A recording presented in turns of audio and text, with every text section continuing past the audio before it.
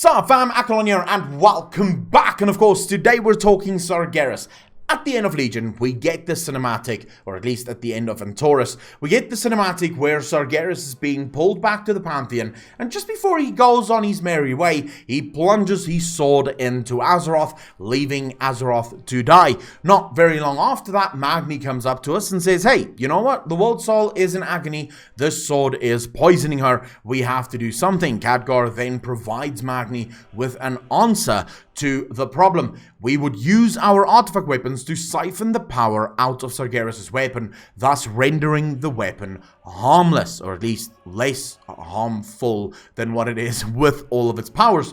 Of course, our artifact weapons would suffer or pay the ultimate price. This wasn't good for everyone. We all loved our artifact weapons, but of course, the world was safe. What if I told you it wasn't? What if I told you that Sargeras had no intention of killing Azeroth? That the intentions of Sargeras was very, very different.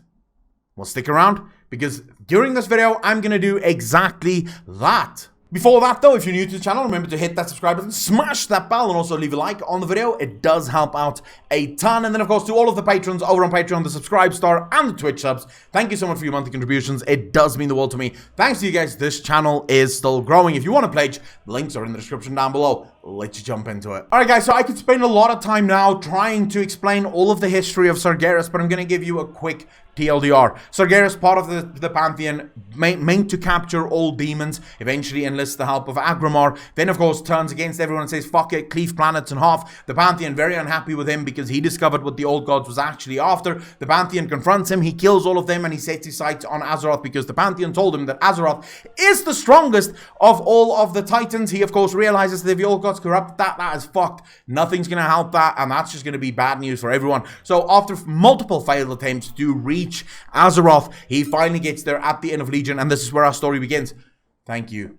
Let's go. Right, so for anyone that has done the Antorus fight, that's seen the fight with Argus, you will know, I don't have footage of that, I do apologize, I'm not gonna go do that dungeon right now, but you will know that once you got onto the platform, Sargeras was already enveloping Azeroth, right? He was already completely around her, and he was there the whole time.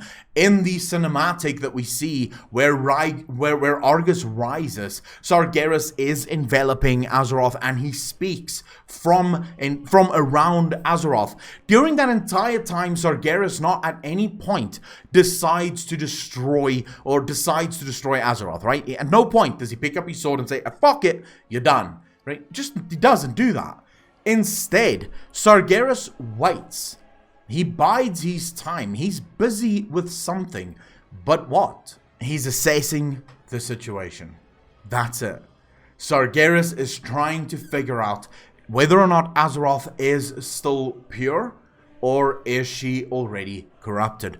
You see, because Sargeras changed his mind completely because of one singular event. You see, we find the truth of this inside the Tome of Blighted Implements. This is of course in the Warlock class order hall, and this is the backstory, the lore of the scepter of Sargeras. This is quite literally held by the demons themselves, so we can believe everything that is said inside this book. Millennia ago, Sargeras ordered his most talented Eridar sorcerers to construct him a cosmic battering ram. They did not disappoint. First, scores of magi conducted dark rituals to channel countless portals into a single staff.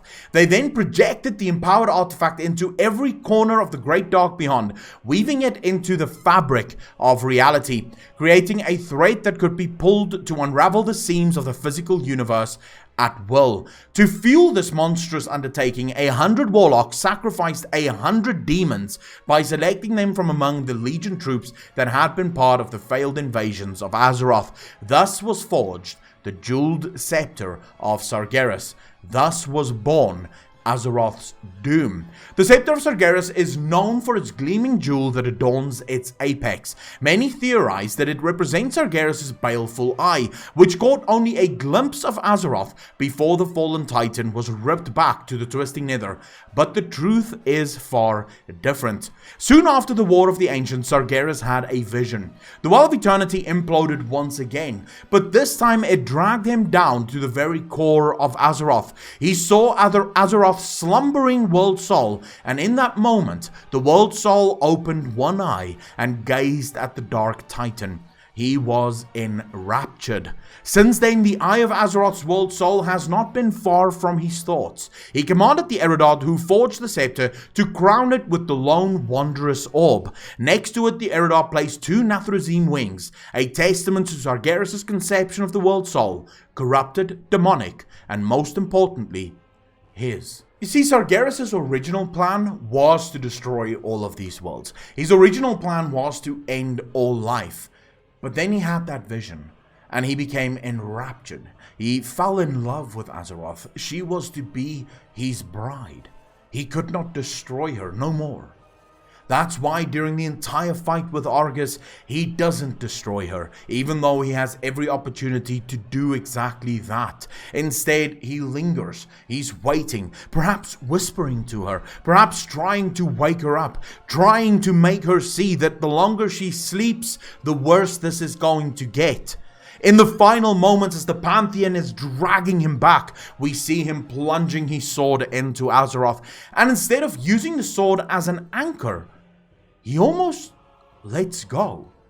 He could have held on, which would have either ripped Azeroth apart, anchored him to Azeroth, the Titans not being able to get him back, or at least pulled the sword back out. Remember, he's going back to the Pantheon. He killed his brothers before. He'd need that sword in order to do it again to get free.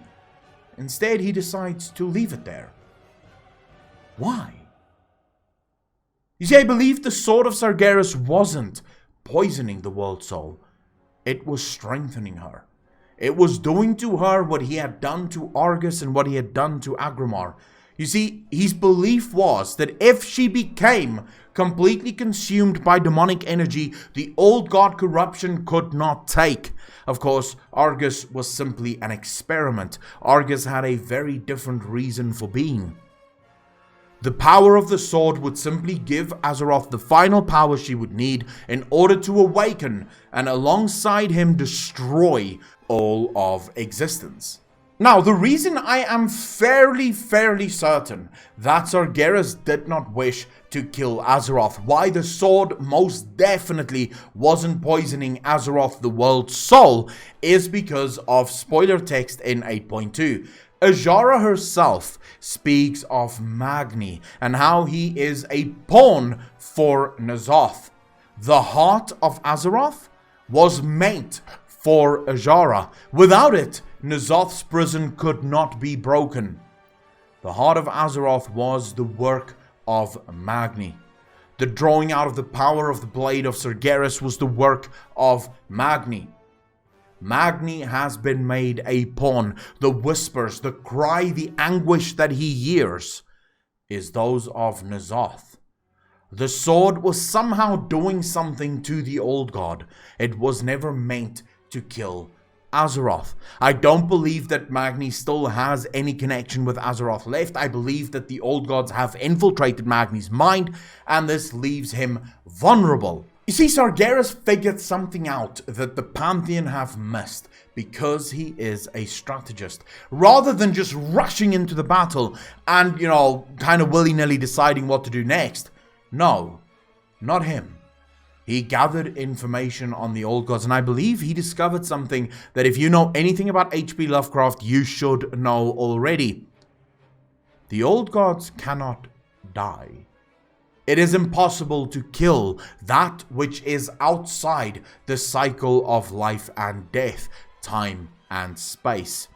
Now for this, yes, we do borrow from outside sources, but in this case, I am always fairly confident when it comes to borrowing from H.P. Lovecraft. The Old Gods is quite literally modeled on the Outer Gods from the H.P. Lovecraft mythos. The Outer Gods, of course, is said to be unkillable outside time and space. They exist and they don't exist at the same time. This is where the Shadowlands come in, and this is why the resurrection of Argus finally makes sense. You see, Argus was always supposed to die. I have said this before, I've done countless videos on this exact topic. The whole point of Argus was to die. He is called the Unmaker for a reason. He is death. His job is to be inside the Shadowlands. You see, because I argue that's exactly what the Shadowlands is. It's nothing. It is neither life nor death.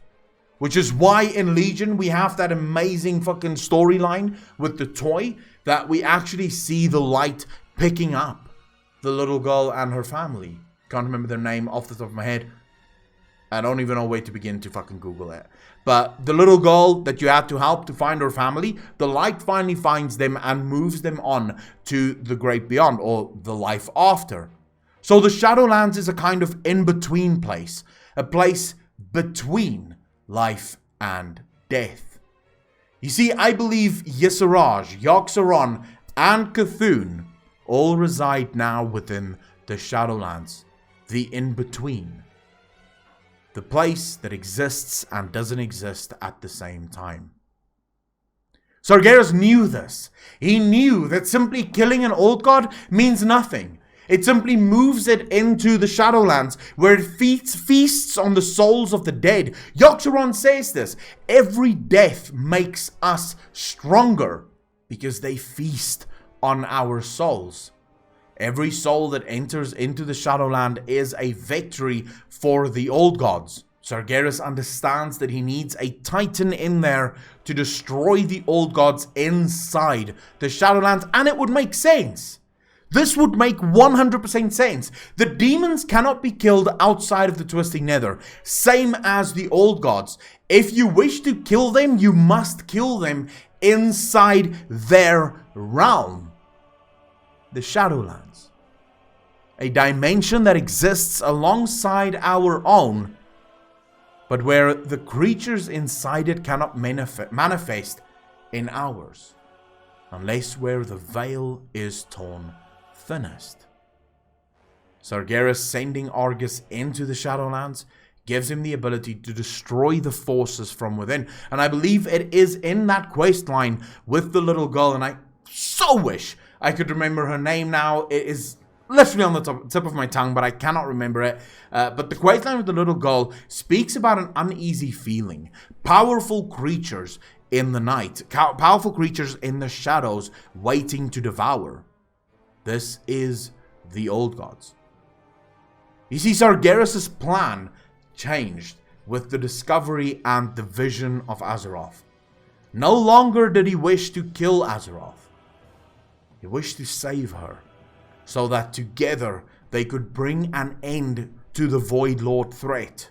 Of course, guys, this is just the first of many speculations that is going to go on around the Shadowlands. I believe the Sargeras story is finally fleshed out. I don't believe that any other theory, at least at this point, makes any sense whatsoever. Unless, of course, you want to go even further outside the truth, outside the lore, in order to go find it. In which case, I don't believe that that could be taken at face value. I believe that my theory still holds true to the original lore. It describes and explains everything perfectly, but we have to talk about the Shadowlands next. So that's most likely the video that I'm going to start working on next. If you like this video, if you like this one, hit the like button, hit that subscribe button, smash that bell that notifies you whenever I put up brand new content. And then, of course, all of the patrons over on Patreon, the subscribe stars, and the Twitch subs. Thank you so much for your monthly contributions. It does mean the world to me. Thanks to you guys, this channel is still growing, and it's growing stronger every single day. I quite literally would not be here without you. So I want to thank you from the bottom of my heart. Guys, as always, thank you so much for watching. My name is Accolonn, and I'll see you in the next one. Peace out, fam.